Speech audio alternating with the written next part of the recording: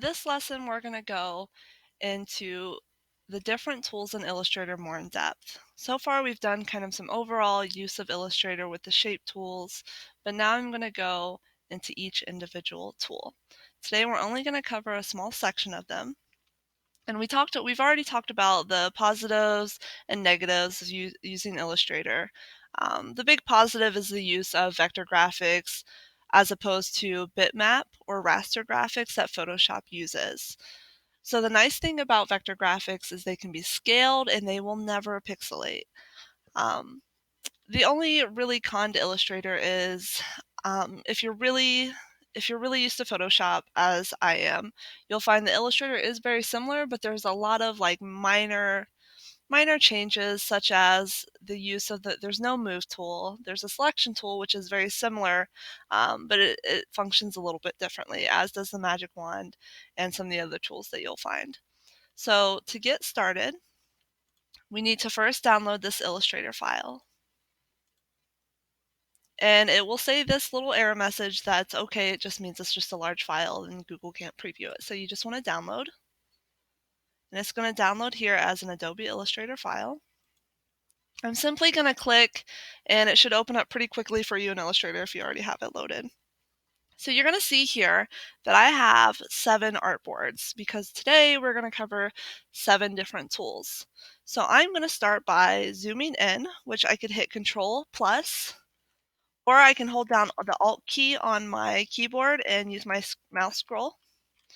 I then am going to grab my space bar, and you'll see when I push down my space bar, it turns into this little hand. That's called the hand tool, and it allows me to kind of grab. So Alt, scroll. All right, so the first artboard is just kind of overview of kind of the workspace. So the artboard, as we discussed, is kind of like our canvas that we're working on. So if I zoom out, you'll see we do have 7. Photoshop does not allow us to have multiple artboards. So this is also a positive of Illustrator. Another thing is the image area. So the image area are kind of like the white areas of the artboard. You'll see it's the white rectangles. So if I go to File, Print, it's only going to print out the little white rectangles. All this gray area, that's called the scratch area, this is not going to be printed. So see how I have these like random shapes out here? Sometimes when you're designing things, you might have some extra things and you're not sure what you're going to do with yet, so you can kind of keep them out here. When you print, it won't show up. So we have our scratch area. This is just kind of like area to the side that you can store things. You can see that when I zoom out, there's a lot of scratch area. So you can have all kinds of stuff. That is what that is for, just for like placing random objects that you want, but necessarily don't know what to do with yet. Okay, so next is what I'm going to do is I'm going to go up to View here at the top, and I want to, we have Hide Print Tiling.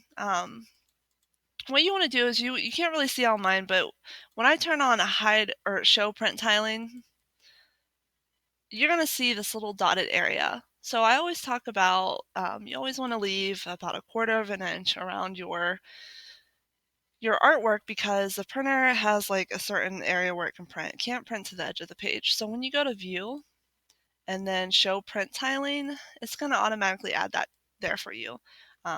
So anything inside of this little print tiling area is going to print. Okay, so that's up in View and Print Tiling. There's also a lot of other things, but that's one of the main things you want to learn right now.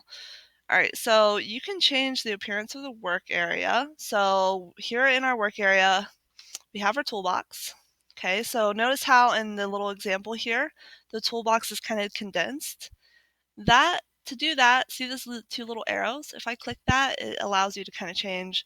I prefer my toolbar to be kind of like the really long, stretched out version, but if you prefer, you can do this too. So this is our toolbox. Up here, this is our project tab. So you can see I can tear it off, I can put it back on here. So that's project tabs. You can have multiple up, just like in Photoshop, just like in like the Chrome, like internet browser. Then over here, we have palettes. You can see I have my layers palette open. I can shut that down. So these are palettes. Okay, and we'll talk about those more in depth later. Right now you are going to need your swatches here. Okay, so these are palettes.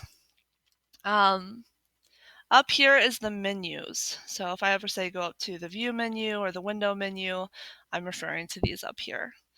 Okay, so scratch area, artboard, project tabs. This is the menu area, toolbox, and palettes. Okay. We talked about the zoom tool a little bit. So zoom tool is located down here. You'll see that when I hover over the zoom tool, it shows Z. That means that's the shortcut. So if I am on my selection tool here at the top and I hold down the Z key on my keyboard, notice how it automatically selects the zoom tool. So clicking Z and then clicking with your mouse zooms out or zooms in. Z Alt turns it into the zoom out button. But honestly, I just like to hold down Alt on my keyboard and just kind of scroll with my mouse like that.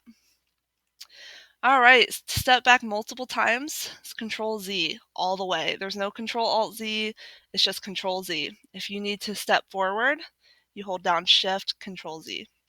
So let's say you step back, but you step back too far, but you need to go up a few more steps. That's what Shift does. So Shift Control Z is forward, Control Z is backward.